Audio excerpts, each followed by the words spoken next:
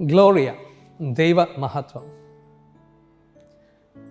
അത്യുന്നതനായ ദൈവത്തിൻ്റെ അവ്യക്തമായ മഹത്വം ഈശോ തൻ്റെ ജീവിതത്തിലൂടെ നമുക്ക് വ്യക്തമാക്കി. മറ്റുള്ളവരോട് എളിമയോടെയും ശാന്തതയോടെയും പെരുമാറി. ശിഷ്യന്മാർ അത് അനുഭവിച്ചു. അനവധി വ്യക്തികൾ അത് അനുഭവിച്ചു. പാപനിയായ സ്ത്രീ, കുഷ്ഠരോഗി, തളർവാദ രോഗി, ഇവരെല്ലാം ദൈവത്തിൻ്റെ മഹത്വം ദർശിക്കുകയും അനുഭവിക്കുകയും ചെയ്തു. That is his greatness. അതാണ് അവൻ്റെ മഹത്വം.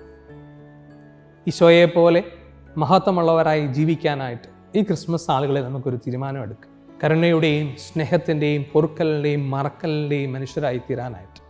അത് അവൻ്റെ മഹത്വമാണെന്ന് മറ്റുള്ളവരെ കൊണ്ട് പറയിക്കാൻ മാത്രമല്ല, അങ്ങനെ ജീവിക്കാനായിട്ട്. കഷ്ടപ്പാടുകളും പ്രതികൂല സാഹചര്യങ്ങളും ഒക്കെ വരുമ്പോൾ നമ്മുടെ പെരുമാറ്റങ്ങൾ നമ്മളുടെ മഹത്വം, ഗ്രേറ്റ്നെസ് മറ്റുള്ളവരുടെ മുമ്പിൽ അനാവരണം ചെയ്യും. എന്നാൽ ആത്മസംയമനം കീപ്പ് ചെയ്ത്, ആത്മസംയമനം പാലിച്ച്, ശാന്തമായി, എളിമയോടെ, ലാളിത്യത്തോടെ അതിനെയൊക്കെ നേരിടാനായിട്ട്, ഈശോയെ പോലെ നേരിടാനായിട്ട്, മറ്റുള്ളവരോട് കരുണ കാണിക്കാനായിട്ട്, മറ്റുള്ളവരോട് സ്നേഹം കാണിക്കാനായിട്ട്, അവരുടെ ജീവിതത്തിൽ സമാധാനം നൽകാനായിട്ട് നമുക്ക് സാധിക്കട്ടെ. ഈശോയെ പോലെ മഹത്വമുള്ളവരായി ജീവിക്കാനായിട്ട്. ഈശോ ഉപമയിലൂടെ, മുന്തിരിത്തോട്ടത്തിലെ ഉടമസ്ഥൻ്റെ ഉപമയിലൂടെ പറയുന്ന ദൈവമഹത്വമുണ്ട്. ആദ്യം വന്നവനും അവസാനം വന്നവനും ഒരേ കൂലി കൊടുക്കുന്ന ദൈവത്തിൻ്റെ വലിയ മഹത്വത്തെക്കുറിച്ച്, ഹിസ് ഗ്രേറ്റ്നെസ്.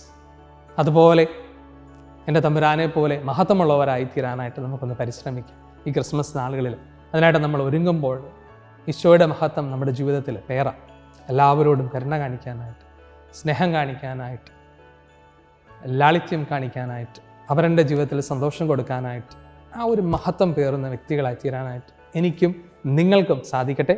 ദൈവം നിങ്ങളെ സമൃദ്ധമായിട്ട് അനുഗ്രഹിക്കട്ടെ. ആമേൻ.